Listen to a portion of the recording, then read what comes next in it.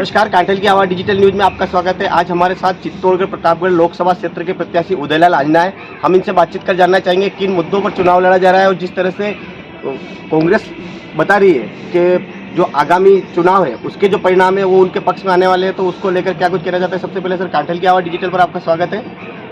और सर, सबसे पहला मेरा सवाल है कि जिस तरह से आपका अभी इन दिनों प्रचार चल रहा है और आपने अभी हाल ही में नामांकन दाखिल किया है, उसके बाद में किस तरह से कार्यकर्ताओं में उत्साह है? कार्यकर्ता का उत्साह कल देखते हुए बन रहा होगा ना। आपने भी अपनी निगाहों से देखा होगा कि ऐतिहासिक नामांकन हुआ है। और सोचता हूँ कि जब मैंने 98 में जसवंत सिंह के सामने नामांकन किया था, उस दिन जो माहौल था वो कोई माहौल इस बार फिर वापस 26 साल बाद उत्पन्न हुआ है। बाकी किसी नामांकन में इतना जोश और उत्साह नहीं था जितना कल के उत्साह में था। और जो मुद्दे मेरे स्थानीय मुद्दे हैं, जो चित्तौड़ और प्रतापगढ़ जिले की समस्याएं हैं, वो मेरी रग में से मैं उन समस्याओं से परिचित हूँ। हर जगह जानकारी मिलती रहती है, किसानों के बीच में रहता हूँ, इसलिए जानकारी सब कुछ है। अगर जनता ने अवसर दिया तो उन समस्याओं के लिए लड़ता रहूँगा।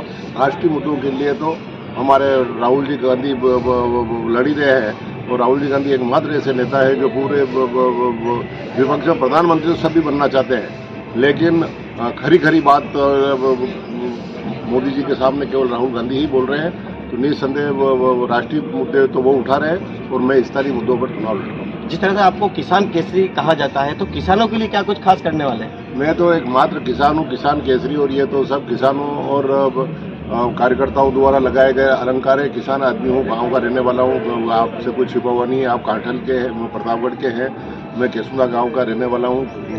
खेती बाड़ी भी करता हूँ, व्यवसाय भी करता हूँ, राजनीति भी करता हूँ। तो इसलिए किसान नेता या किसान केसरी ये तो अलंकार जनता लगा देती है। मैं तो मात्र किसान हूँ।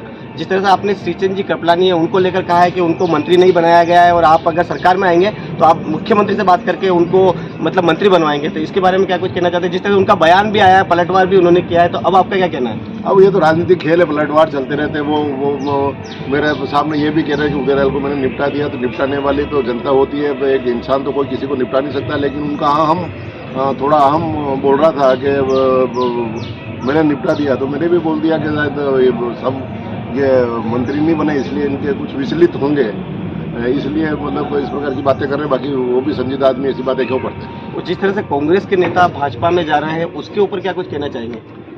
जिस आदमी का जहाँ स्वार्थ होता है, जो प्रेशर होता है, दबाव होता है, कोई दबाव झेल लेता है, कोई दबाव नहीं झेल पाता है, तो डर के मारे भी जा रहे हैं, अपने अपने स्वार्थ के कारण भी जा रहे हैं। तो ये तो अपनी अपनी नीति है। कल तक तो जो पार्टी के सिरमौर बने रहते हैं, दूसरे दिन कहते हैं कि हमें कांग्रेस से ये हो गया ना, दिशाहीन हो गई, नहीं ये हो गया।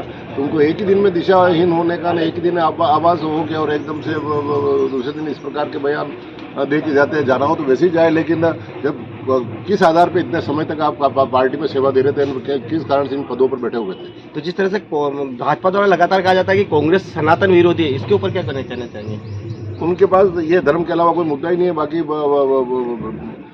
सब हम हिंदू हैं, तो सनातन धर्म का पालन करते हैं, बहुसंख्यक हिंदू हैं, हिंदुओं से सदैव जीतते आए हैं। राजस्थान में भी 70 सीटें आई है, जनता की हार जीत फैसला करती है। उनके पास ये मुद्दा, इस धर्म के अलावा विकास का मुद्दा तो कोई एजेंडा है नहीं, तो वो सनातन विरोधी कहते हैं। सनातन विरोधी होकर क्या किया? देश को आज़ादी दिलाई, आज तीसरी शक्ति बन रहा। तो वो बुनियाद कांग्रेस ने रखी, जब कुछ मोदी जी भी आगे उसको बढ़ाया होगा मोदी ने, लेकिन बुनियाद तो कांग्रेस की है, जिसके आधार पर बिल्डिंग खड़ी हुई है। प्रतापगढ़ की जनता के लिए क्या कुछ खास संदेश देना चाहिए? प्रतापगढ़ की जनता के लिए उनका आशीर्वाद मिला, तो जिन स्थानीय मुद्दों के लिए मैं लड़ रहा हूँ उनको आप बता रहे हैं कि प्रतापगढ़ की समस्याओं का भी समाधान किया जाएगा, वो पूरे लोकसभा क्षेत्र की समस्याओं का समाधान किया जाएगा।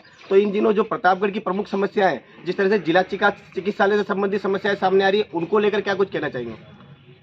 और बड़ी दुर्भाग्यपूर्ण स्थिति है कि कोरोना काल में हमारे सरकार ने, हमारे मुख्यमंत्री ने एक आदमी को यूँ तड़प के नहीं मरने नहीं दिया। और जब इतना इंफ्रास्ट्रक्चर कोरोना काल के दौरान खड़ा करके हर हॉस्पिटल में, पूरे राजस्थान के हॉस्पिटलों में ऑक्सीजन प्लांट लगा दिया ताकि कभी भविष्य में इस प्रकार की स्थिति हो तो जनता को बेमौत नहीं मरना पड़े।